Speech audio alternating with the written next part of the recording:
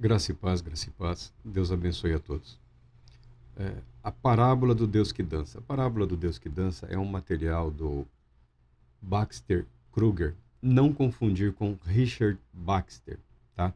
Baxter Kruger, ele é descrito como um escritor e teólogo americano que, que desenvolveu, eu acho que ele ainda está vivo, que desenvolveu toda uma expressão doutrinária aí com vistas ao uso do conceito de pericoreses ou pericóreses, tá? Que é algo que surgiu aí, nós temos conhecimento na história da igreja lá atrás, através do monge sírio João de Damasco ou João Damasceno. Inclusive, se você tiver a oportunidade de visitar a Terra Santa, o mosteiro de Mar Sabá, ou Mar Saba, que fica ali nas proximidades de Belém, no Vale de Cédron, ou Vale de Cedron, fica esse mosteiro onde ele viveu e onde ele morreu, tá? Da cultura ortodoxo grega, tá? Grego ortodoxo ou ortodoxo grega. É um mosteiro. Ainda está lá esse mosteiro. É uma visita interessante. Ele tem João de Damasco, ou João Damasceno, é considerado aí o grande teólogo da, da Igreja Oriental, ou da Igreja Ortodoxa. Sinais da elaboração de uma teologia sistemática você encontrará, caso queira, no trabalho de João de Damasco. Para quem se dedica a estudar teologia sistemática, ou história da doutrina, ou história da igreja, João de Damasco é uma das figuras num momento complicado, conturbado daquela região lá. Ele se agigantou, ele propôs uma série de defesas, que ficou como a defesa do uso de ícones no culto, na liturgia cristã. Na época de João Damasceno, ele morreu em 749. Naquela época, num determinado momento, as autoridades civis emitiram uma regra, uma norma, uma lei que atingia a vida religiosa, né, a liturgia cristã daquela época, naquele momento, proibindo o uso de ícones no culto, na adoração. E João de Damasco, ou João Damasceno, foi um dos que se levantou em defesa do uso desses ícones. Os ícones, ou imagens, utilizadas pelos cristãos, nas suas igrejas, nos seus mosteiros, nos seus lugares de reunião, no rito ortodoxo, diz respeito a retratos, a pinturas, né? Diz respeito ao uso de... Você vê ainda hoje, você vai caso você queira ir numa igreja de culto bizantino, uma igreja de orientação ortodoxa, você verá a abundância de imagens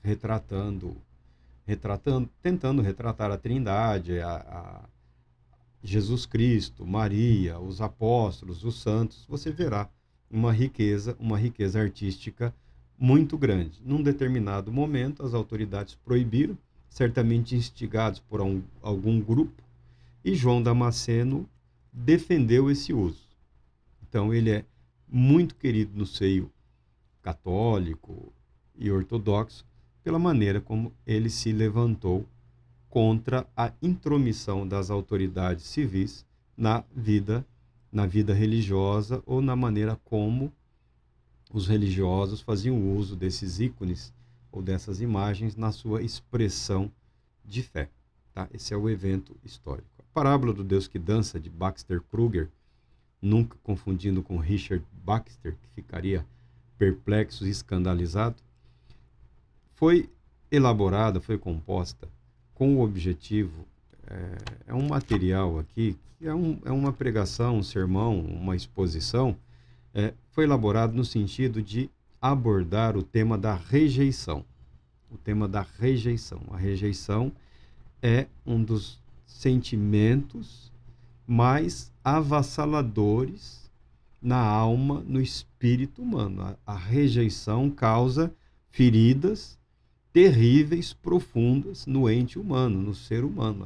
A rejeição, ela é algo a ser levado a sério e algo que precisa ser tratado.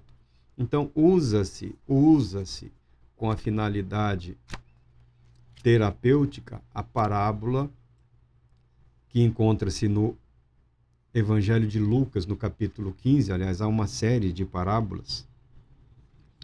Nós conhecemos a parábola como a parábola do filho pródigo. Essa parábola pode ser interpretada e visualizada e deve ser feita sob diversos ângulos. A perspectiva do filho que se foi, a perspectiva do filho que ficou. Mas Jesus a apresenta sob a perspectiva do pai. Nessa parábola, quem é rejeitado é o pai. Ele é duplamente rejeitado. É rejeitado por aquele que exige a sua parte na herança, pega os seus bens e parte para bem longe. E também é rejeitado por aquele que fica, por aquele que permanece, que em nenhum momento desfruta ou se alegra com o pai, ou partilha das preocupações do pai com o filho que se perdeu. Jesus usa essa parábola para expressar a alegria de Deus em receber de volta todo aquele que já pertence a ele. Deus como Pai da humanidade.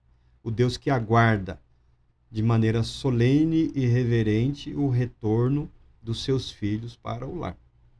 Há uma bela perspectiva na elaboração e na apresentação desse texto com vistas ao tratamento do sofrimento causado pela rejeição. Se você sofreu rejeição, não tem quem não tenha sido rejeitado, né? Pelo menos umas 2 ou 3 vezes na vida, ou as suas ideias, os seus pensamentos, ou as suas convicções. Não tem quem tenha passado por isso. Mas alguns passaram de uma forma muito, muito, muito, muito traumática. Incrivelmente traumática. Tá? A parábola do Deus que dança, eu estou usando para referir-me à possibilidade trazida por alguns de uma liturgia dançante. Isso foi feito já há muito tempo e hoje alguns colhem os terríveis resultados desse pensamento, dessa ideia. A palavra de Deus declara de forma séria e solene que a casa de Deus será chamada casa de oração para todos os povos. O que não reflete isso pode criar embaraços. E muitas vezes cria embaraços. Tá? Tem 2 elementos que influenciam muito o cristianismo no Brasil. 2. São vários, dependendo da região, tudo. Mas, por exemplo, o movimento evangélico, ou os movimentos pentecostais, ou as novidades que tem por aí, que não tem nada de novo nessas coisas. O catolicismo romano, na sua estrutura, na sua hierarquia, na figura do bispo de Roma como expoente máximo, adaptada a diversos cultos religiosos cristãos, na figura do suposto apóstolo ou profeta, que é o líder máximo e incontestável daquele grupo ou daquele movimento.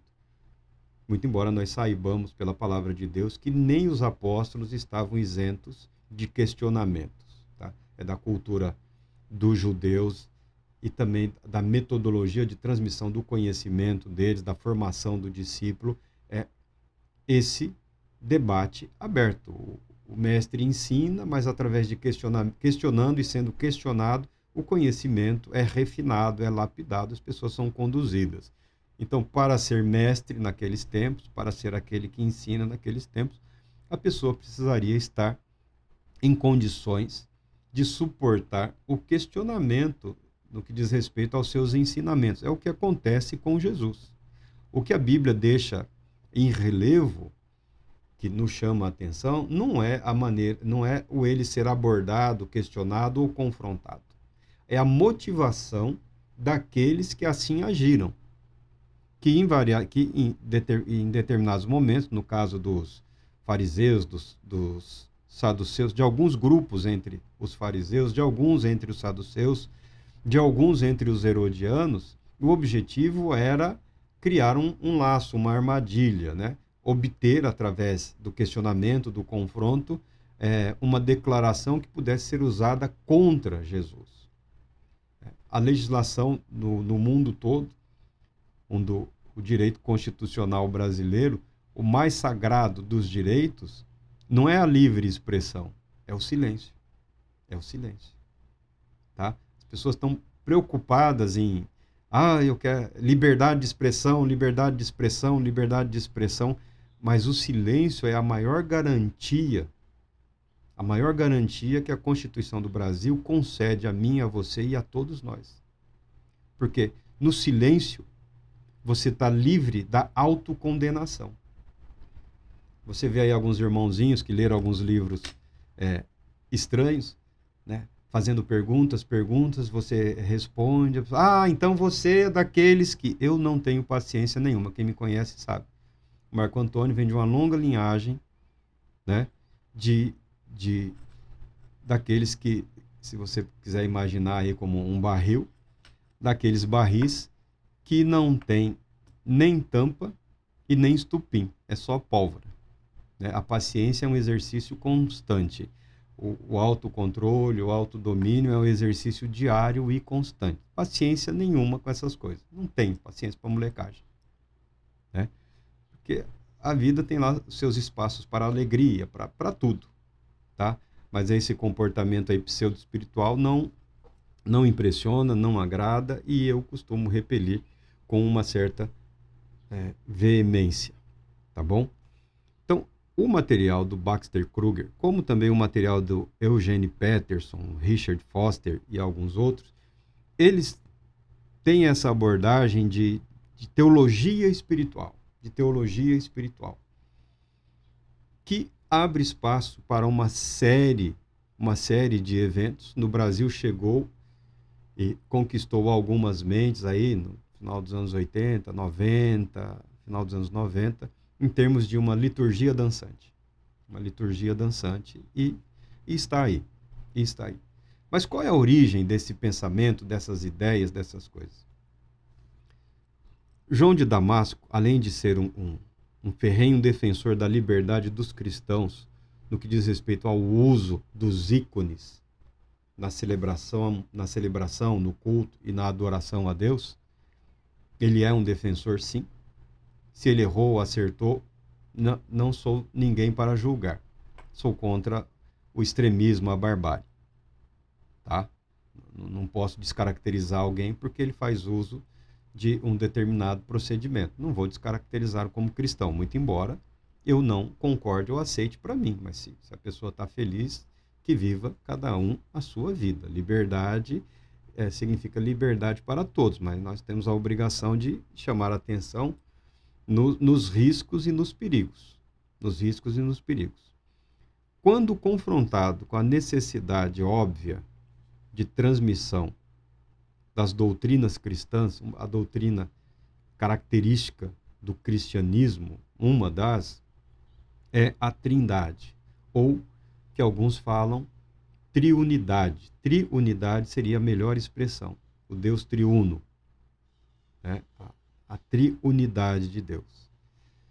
Se você analisar em termos de um ambiente cultural, em termos históricos, e até hoje também, a expressão dessa convicção, dessa certeza em palavras, ela é um tanto quanto complicada. Então, nós sempre recomendamos, não tenha nenhum receio, não tenha nenhum pudor de recorrer à doutrina. Recorra à doutrina, ao material doutrinário, está ali as declarações históricas no que diz respeito à trindade ou triunidade de Deus, é o que dá para fazer. Não dá para melhorar aquilo, tá? Tem séculos e séculos e séculos e séculos. Está bem expresso ali. A mente humana não conseguiu ir muito além. Alguns acham que até os formuladores da expressão doutrinária da trindade até foram um pouco além do que deviam, tá? Mas está lá, é o que se adota, é o que a mente humana consegue fazer.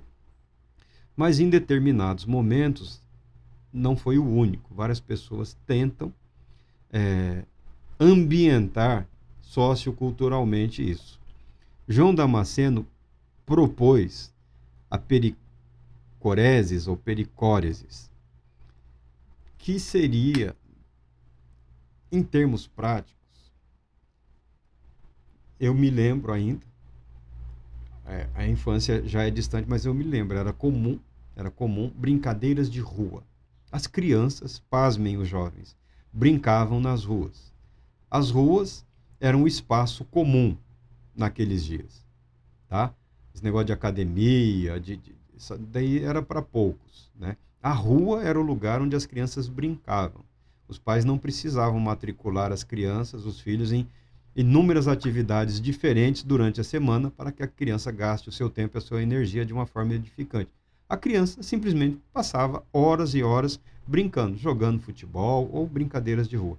Tem uma ciranda, as cirandas, é, reunia-se um grupo de crianças, cantando e dançando de um para lá e para cá, e vai revezando a criança que fica no meio.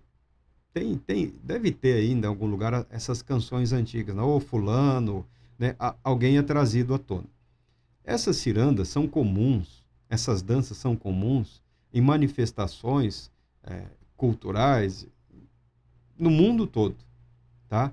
Tem as variantes no mundo todo, tem as brincadeiras de roda e tem as reuniões em que, em determinado momento, um fala, expressa, aí depois vem o outro e fala, se expressa. Isso é comum.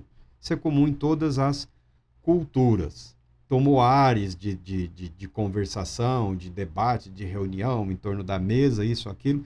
Mas sempre foi uma manifestação de brincadeira, de alegria, tá? Ele usou essa ideia, João Damasceno usou essa ideia, esse conceito visível a todos, crianças brincando, se reunindo, em determinado momento uma toma evidência, ou cantam para ela, ou ela canta em relação aos outros. Cada cultura tem as suas variações. A nossa aqui é a que reuniu um pouco de tudo, tá? Ele procurou usar, na verdade, ele usou para ilustrar. Ele não concebeu a trindade como uma trindade dançante. Ele ilustrou o conceito doutrinário com isso, como que uma dança, em que em determinado momento uma figura ganha evidência ou relevo em relação aos demais, tá? Ele não propôs uma teologia dançante. Ele ilustrou um conceito doutrinário complexo através de uma imagem comum, frequente, tá? Meus parabéns para ele pela clareza, pela objetividade. A tristeza é quando se transforma uma ilustração, permitindo que ela se confunda com a expressão doutrinária correta, tá? Em parte foi isso que aconteceu. Os anos 1970, 1980 e depois até o começo do ano 2000, eles são meio estranhos no mundo científico, no mundo acadêmico. Em um determinado momento, foi proposto uma concepção do átomo, que supostamente é a menor partícula existente e indivisível. Hoje, propõe-se um modelo atômico como um átomo formado por partículas subatômicas. O átomo já não é mais indivisível, ele é formado por subpartículas, por partículas menores. E há uma busca quase que interminável aí na física quântica pela partícula última, tá?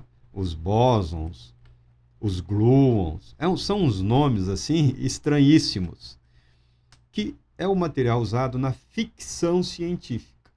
Todas essas pesquisas aí criaram muito espaço para a ficção. E tem gente ganhando uma nota com ficção científica. Mas o fato é que alguns estudiosos, observando resultados de análises feitas por microscópios, que seriam super poderosos, né? Um super microscópio. Hoje existem os aceleradores de partículas aí. Eu tenho minhas reservas quanto à possibilidade do ser humano criar uma máquina perfeita. Eu tenho minhas reservas. Eu considero impossível criar uma máquina perfeita, tá bom?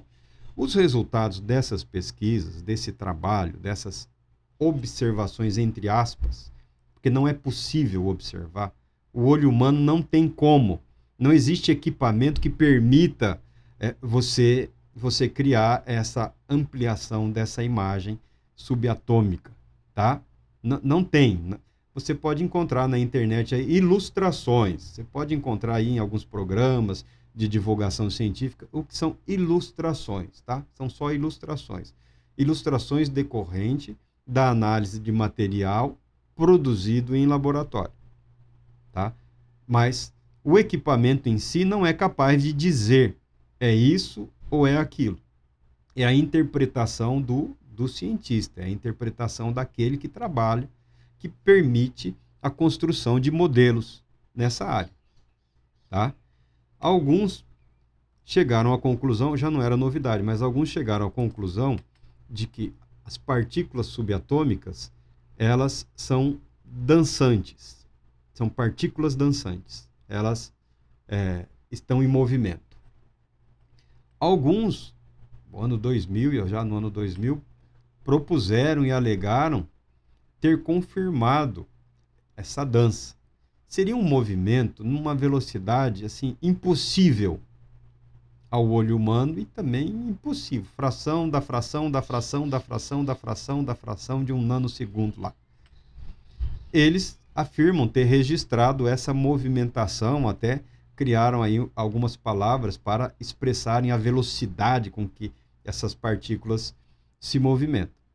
Isso é um estudo feito, essa conclusão era sempre indireta, com base nos experimentos que são realizados lá, tá?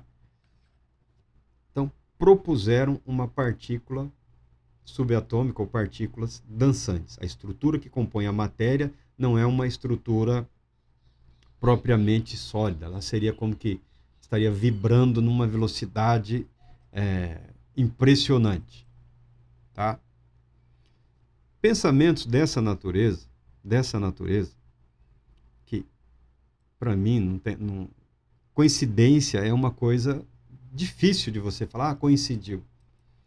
Muito do pensamento, ou da expressão do conhecimento científico, já nesse último século, ele acaba se emparelhando com temas ou com expressões religiosas que você vai encontrar no Oriente, no Antigo Oriente, e também você encontra, nesse caso aí da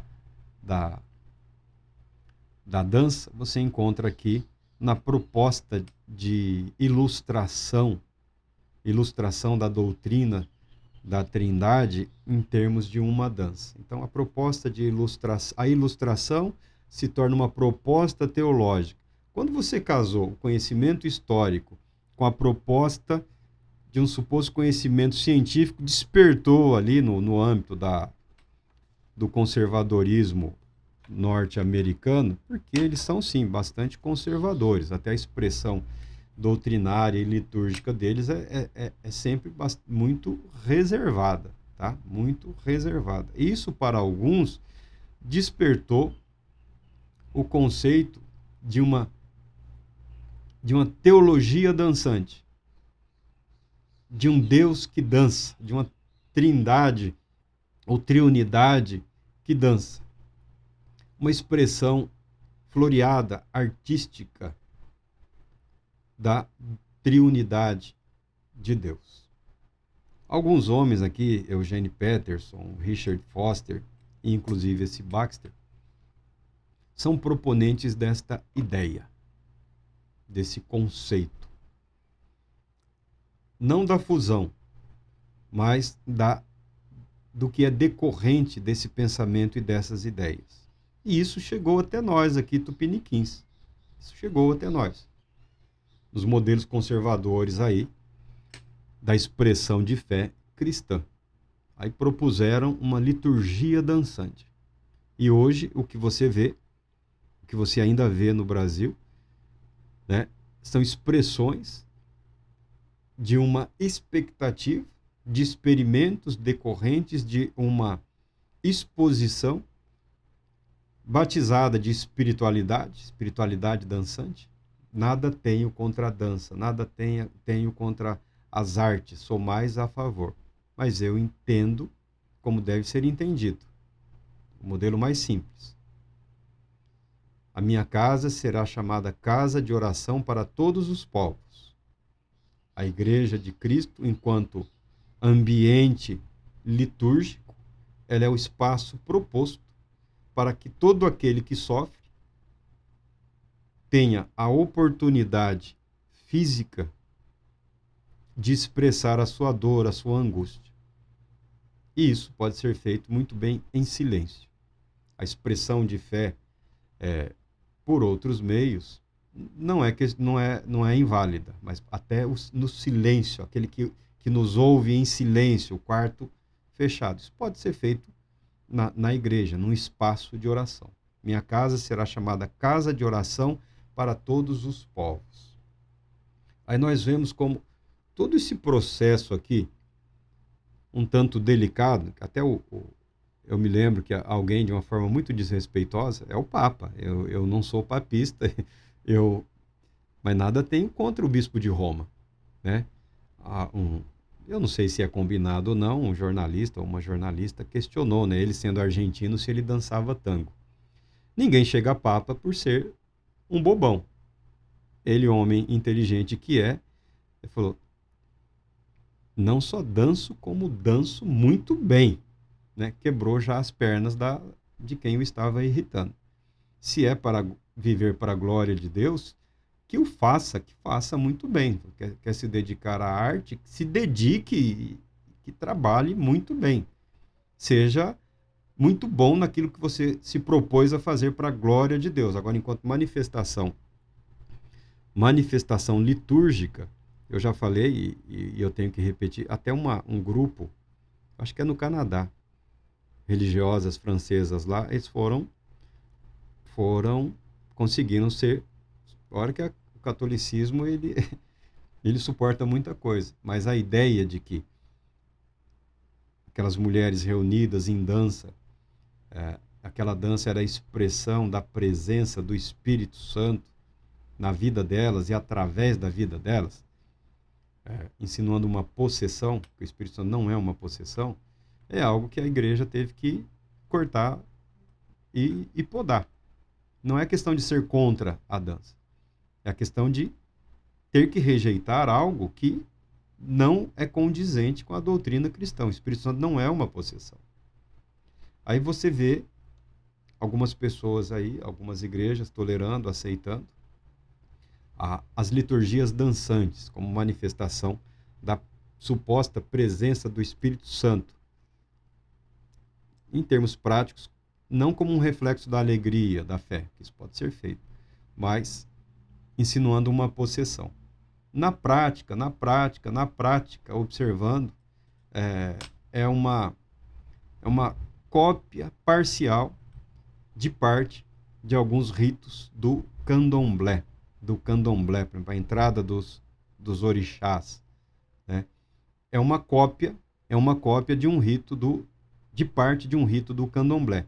Diga-se de passagem, muito mal feito, muito mal copiado, mas apresentado até com certos gestos repetitivos que transmitiriam supostamente certas verdades ou simbolizariam ou representariam a presença do Espírito Santo na vida daquelas pessoas ou a intenção do Espírito Santo em relação à igreja. Eu não tenho outra alternativa a não ser repudiar esse tipo de coisa. Eu não tenho outra alternativa a não ser repudiar. Porque o Espírito Santo não é, nunca foi, nem será uma possessão. Nós falamos sempre abertamente aqui. A alegria decorrente dessa convicção, ela vem de um estado mental, da nossa consciência, da realidade de Deus, da verdade de Deus. O Espírito Santo é intangível. O que significa intangível? Ele não pode ser sentido, ele não pode ser tocado. Porque ele não é material, é espírito. Você não tem como tocar. Esse relacionamento de comunhão de comunhão diz respeito à ampliação dos estados mentais de consciência, que vem através do estudo, que vem através da oração, que vem através da meditação dirigida, guiada, tá? Há uma proposta de usar o corpo como tal? Sim, mas sempre no sentido de dominar, de controlar, de manter sob domínio consciente o corpo humano e suas manifestações. Quando deixaram isso aflorar, ocorreram coisas desagradáveis, né? No mínimo desagradáveis. Até hoje, algumas áreas da espiritualidade cristã estão contaminadas por algumas práticas e comportamentos que podem resultar, e invariavelmente resultam, em aberrações, não é só doutrinárias, não, resultam em coisas feias, em coisas terríveis e pecaminosas, tá? A parábola do Deus que dança, então, proposta aqui pelo Baxter Kruger, ela não é necessariamente um equívoco ou uma aberração doutrinária. Jesus usou essa parábola para ilustrar o Deus que se alegra, o Deus que propõe uma festa, o Deus que aguarda solene e reverentemente e até corre, ou seja, o Deus que se move na direção daquele que a ele quer retornar. A parábola de Jesus ela é rica em profundidade e em verdades. Ninguém precisa usar a parábola para outros motivos, senão aqueles propostos pelo Senhor e Cristo. O Deus que ele não renuncia à sua dignidade, mas em Cristo Jesus, no autoesvaziamento de Cristo Jesus, no assumir a forma humana ou assumir a humanidade, você vê a parábola ilustrando isso no ato do pai que corre na direção do filho indigno para receber. Então, Deus se movendo na direção do indigno para conferir a ele dignidade, para restaurá-lo à condição da qual ele abriu mão pelos seus atos próprios, a filiação, acolhendo-o na família de Deus. Essa é a mensagem do Evangelho de Jesus Cristo. Quanto às propostas teológicas decorrentes do Evangelho de Jesus Cristo, nesse caso eu me mantenho conservador. Eu acho que a dança não tem nenhum problema. Dança onde se dança, canta onde se canta. O culto cristão, ele permite aí uma margem para muita alegria, para a manifestação da alegria. Mas há limites, e esses limites devem ser resguardados. O que não se pode confundir a reunião dos cristãos para cultuar, para adorar a Deus, para receber instrução, não se pode tratar isso como algo de pouco valor. O que a igreja precisa aprender a questionar é o que significa, de fato, santidade em relação à maneira como as pessoas vivem no mundo, no ambiente secular. Até onde pode ou não pode ir. O excesso de não em relação à vida comum. Eu peguei um material aí, doutrinário, teológico, a pessoa está falando do caminho para um crescimento em Cristo Jesus, mas ele mal propôs o descanso, não propôs o lazer, a recreação. O ser humano precisa disso, precisa de lazer, precisa de recreação. O ser humano precisa dormir, precisa se alegrar, precisa comer, precisa beber. Nós temos uma série de necessidades que necessariamente não contrariam a espiritualidade. O que a igreja pode fazer é discutir quais são os limites do que significa santidade, ou seja, vida para Deus, vivendo no ambiente secular. Senão você vai cair no erro do João Damasceno aí, né? Construir um condomínio, morar e viver ali só no seu rito, viver ali só na sua fé, isolado de tudo e de todos que não compartilhem das suas convicções. As barreiras aí dos mosteiros já foram rompidas, né? São poucos os que exigem ou existem em termos de confinamento perpétuo, tá? Eu espero ter passado aí uma uma ideia do desenvolvimento histórico do que alguns tentam expressar como uma doutrina, que não é, né? Uma tentativa de ilustrar uma doutrina, e dos acidentes decorrentes aí. Um deles é a liturgia dançante. Deus Todo-Poderoso te abençoe, te proteja e te conceda a paz.